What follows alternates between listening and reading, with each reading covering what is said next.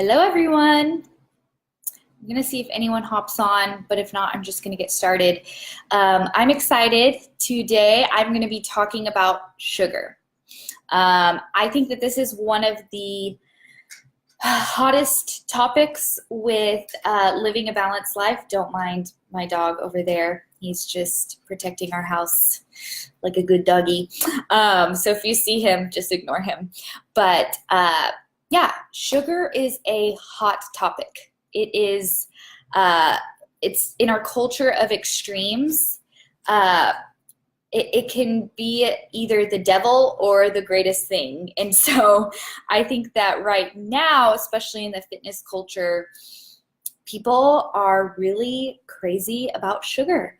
And just we need to cut it out. We need to avoid it. It's bad. These are the things that we hear and that we're bombarded with. And so honestly, in what I've dealt with before and what I see in people is that we are fearful of sugar. People have just scared us with info about sugar and how it's linked to fat and how we get fat if we eat sugar and all this stuff, and we're going to crash and have energy crashes and all these things. And so because it is such a hot topic, and because I know some of us are so confused about it and have this really rocky relationship with sugar where we feel like it's not good, but then we still eat lots of it and we can't stop, I just want to address it today. And I don't have all the answers. I have a sweet tooth. I love sugar and I eat treats every now and then, and even nowadays more on a daily basis. And so a lot of trainers look down on me and scoff at me for my ways, but I don't have all the answers, but I can give you information and tips on how to live balanced with sugar. So first thing I'm going to do is start with unbiased facts about sugar. Okay, I'm just going to tell you how it is, what happens in your body when you eat sugar and how our body responds. So when you eat sugar, our blood sugar goes up, obviously, because we just took it in, and so the sugar in our blood, which is called glucose, increases. That makes sense. So in response, there's a little hormone called insulin. You've probably heard about insulin, and if you're really into kind of the health and fitness stuff, then you've definitely heard about insulin. But basically, insulin is released in our body, and insulin's purpose is to tell the cells in our body to store. Okay, so basically, insulin is a hormone, and hormones are messengers to our body and to our cells. And so insulin's main message is, hey, there's food, there's energy in the bloodstream, and so I'm going to tell the cells in our body to store. And why it does that is because when we have high blood sugar, insulin tells our body to store that blood sugar in an effort to decrease our blood sugar, if that makes sense. So when our cells, like our muscle cells and our fat cells, suck in that blood sugar, then our overall blood sugar goes down, if that makes sense. So insulin is a good thing. The thing about insulin is it tells our fat cells to store, but it also tells our muscle cells to store. So that means that, yes, it can increase fat storage, make our fat cells bigger, but it can also tell our muscles to recover and get that glucose and store that energy within our muscle cells.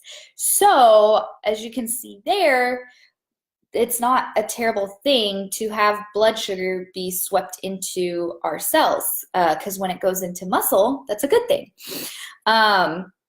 What happens when we have continually elevated blood sugar, so when we eat a lot of sugar kind of all the time or throughout the day, and that level is different for everyone. So you may have a friend who is able to eat a lot of sugar and their body is not really that affected by it, whereas you may not be able to eat as much and your blood sugar levels are a little more crazy and sensitive. So what happens when we have kind of this continual elevated blood sugar, we have a continual elevated insulin level.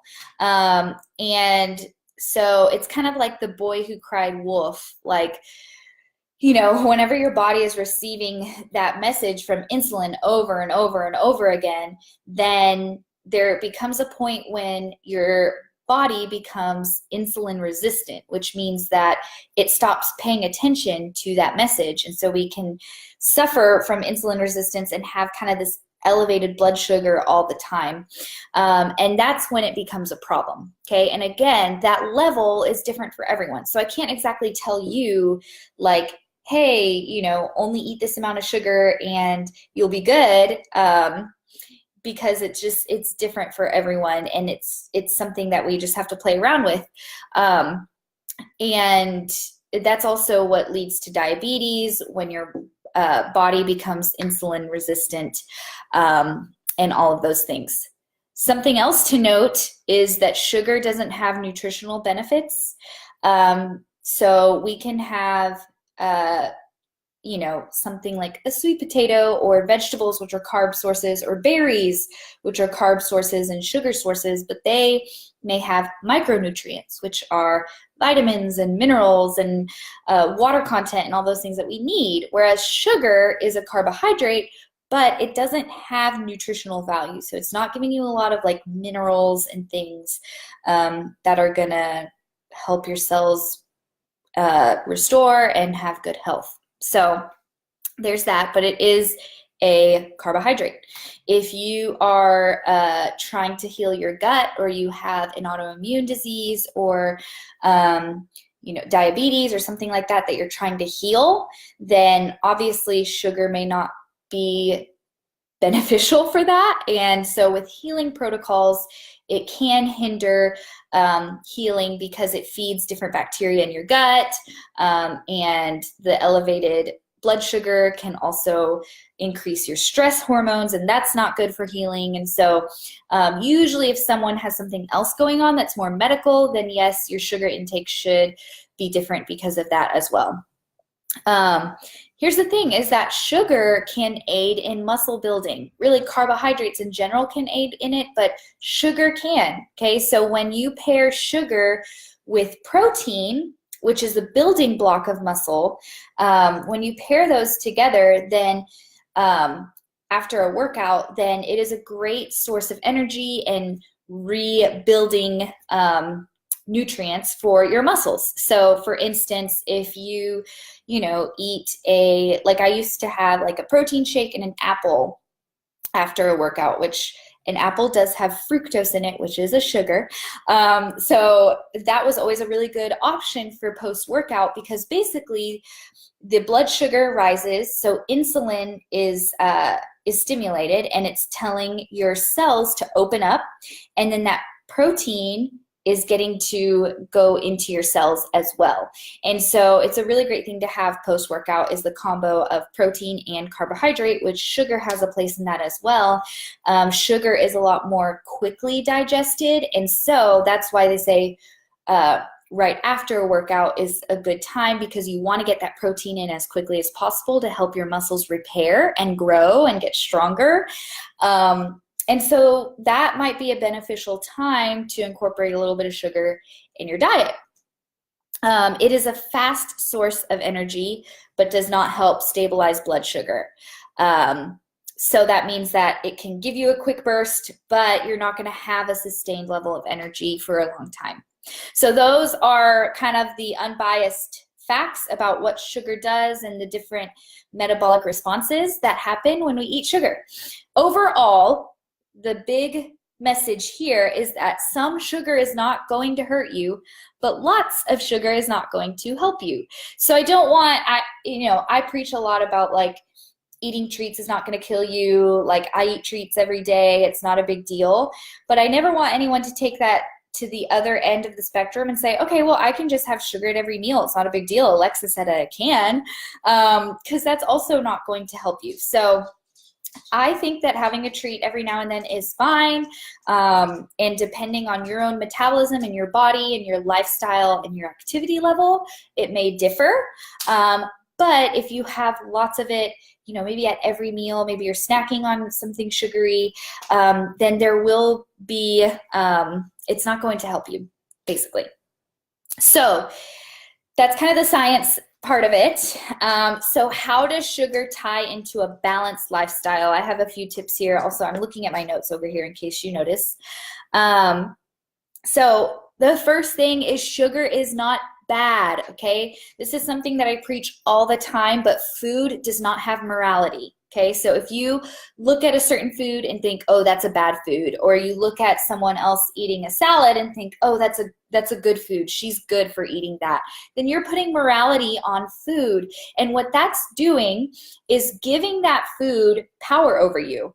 You know, like a little kid, whenever you tell them they can't do something, then they're more tempted to do it. But because there's kind of that little like rebellious thing in us and like a curiosity that's like, well, if they said not to do it, why can't I have it? Like I shouldn't, I'm curious about that. Let me just kind of, you know, like go to that thing. And so it's the same mental effect with us with sugar. Whenever we label sugar as bad or treats or donuts or, you know, having a cookie here and there as bad, and we are being bad when we engage in that behavior, we are giving that power over us. And you're not in control of that. And so basically, I never say sugar is bad. It's not. It's just a food. It's just a source of energy, you know, it's just carbohydrates. And so I think the first big thing is to stop labeling it as something that is moral. That will help your mindset around it. This second tip may be crazy, but if sugar is an issue for you, like I know a lot of you said, oh, my struggle with balance is that I start to eat sweets and then I can't stop. Well, usually that's because you're telling yourself during the week or every day that you can't have sugar. And so you're really focused on not having sugar and you can't have it. And so then when you do allow yourself to have it, you're in a scarcity mindset. And so you feel like, you know, it's very limited. And so you end up eating more of it than you wanted and binging on it, which I know a lot of us talk about struggling with. Whereas if we just didn't view it as something that's off limits or limited, then we can be around it here and there and take a bite of it here and, you know, maybe have a cookie, maybe have a scoop of ice cream here and there and never go overboard on it because it's just there. We have access to it all the time. And so if sugar is an issue for you and you find that you're really good during the week and you avoid it, but then on the weekends you just go crazy with sugar and you can't stop eating it, then I challenge you to not keep it off limits during the week. Like maybe have some ice cream in your freezer. Mindset of off limits foods gives those foods more power over us, like I said earlier. And so just practice. It is okay to learn to practice, you know, being around sugary things, maybe having ice cream in your freezer and just having 2 spoonfuls, you know, and then putting it away. Practice that. Practice having samples of it here and there and learning to trust yourself that you can have a bite of something, or maybe 2 bites or 3 bites, and like put it away and move on with your day. You know, that may not come overnight, but you can start practicing doing that. And that happens whenever you don't keep it off limits. Maybe you keep it in the house and that's okay. Third thing is find one small way you can reduce your sugar intake, and commit to that for 1 month until it becomes a new normal. Then maybe add on something else. So that's not really cool and extreme and, you know, black and white, but hey, Laura. But, you know, it's about forming habits and a lifestyle because that's going to last you longer and that's going to change your mindset rather than just your behavior. And so I always tell someone, hey, if you usually have sugar in your coffee, then reduce that sugar. Like maybe if you have 2 packets every day, reduce it to 1. Start to change your palate towards coffee and realize, oh, I kind of like it less sweet. Like this is okay. Then after a few weeks of doing that, maybe take out the other packet and start to get accustomed to just like creamy coffee. You know, there's also things like you can limit your sodas, you know, if that's an issue for you. Or like if you have oatmeal in the morning, you know, and you put a lot of brown sugar on it, maybe reduce that brown sugar, maybe use stevia instead. just find these small things that you can do that are very realistic, not sexy, not cool, not very restrictive, and commit to that for 2 or 3 weeks. Let it become your new normal. Let it become a habit and something that you don't even have to think about. Here's the thing, is that willpower is a finite resource. Okay, so that's why, you know, we're really strong and we have all this willpower during the week, and we don't eat carbs and we don't eat sugar and we're awesome. And then we get to the weekend and we're just tired of saying no to things and we give in to everything. That's because we run out of willpower. Like, it is a finite resource. It's not something that we can just muster up all the time. And so use your willpower sparingly, use it smartly. The easier something is, the less willpower you have to use to do it. And so find something that will be easy and doable for you and make it a habit. I only have about a few minutes left. Next thing is, start to become aware of your body. Be aware of how sugar makes you feel. So when you eat it, maybe just take note the next hour, next 2 hours, even maybe how you sleep that night. How does it make you feel? Do you notice you feel lethargic? Do you feel sick to your stomach a little bit? You feel tired? Or do you feel completely fine? You know, that's okay too. Remember that that feeling when you're about to make the choice to eat sugar, and realize that's just your body telling you what you need and how your body works. Last thing is, you are always in control of your choices. Whether you have cake at the wedding or not, you made that decision. You are not a victim to social situations in which there are a lot of treats. If you make the choice, just own it. Like, I tell people, like, I love wedding cake. So when I go to a wedding, I have wedding cake and I choose to eat that and enjoy it, and I own it. And I don't let it be this thing that defines me or makes me feel guilty or makes me feel bad, or like, oh, there's all these treats and I just have to give in to them. No, I made that choice, and so I'm going to be okay with it and move on. And so maybe just stop associating, again, goes back to morality of food, but associating yourself as bad or shame towards a choice, and allow yourself to own it. And again, just be honest with yourself and say, yeah, I had sugar and it's okay. You are always in control of your choices. So those are my tips.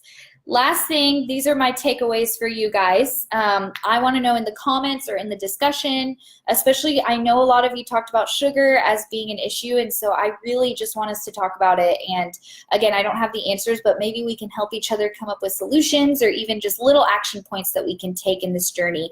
But number one, is sugar a weak area for you? Do you eat too much of it? Or are you scared of it? So those are two extremes. Do you find that you rely on sugar for your happiness or when you're stressed or whatever?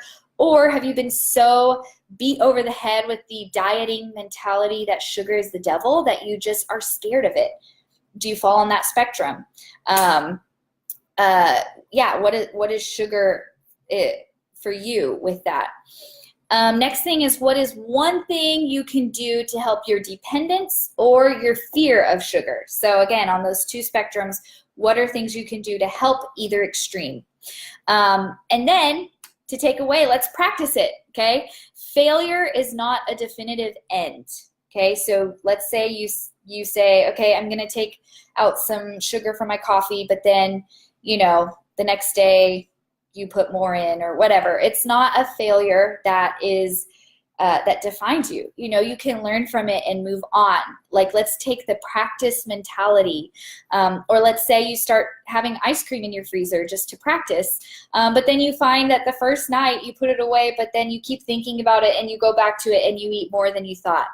And so it's okay. Like, just learn from it next time and try again and keep practicing. And it is okay to fail. It doesn't define you, and it's not the end of your journey.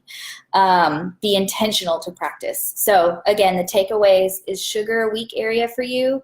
Do you fall on either extreme of being either scared of it or dependent on it? What is one thing you can do this week to help your dependence or your fear of sugar? And then let's commit to practice those things together. I would love to hear from you guys. I know this is a hot topic, so please post in the discussion, post in the comments. I want to answer all of you, even message me if you need. But I am here for you guys. And that's it for today, and I will see you guys tomorrow.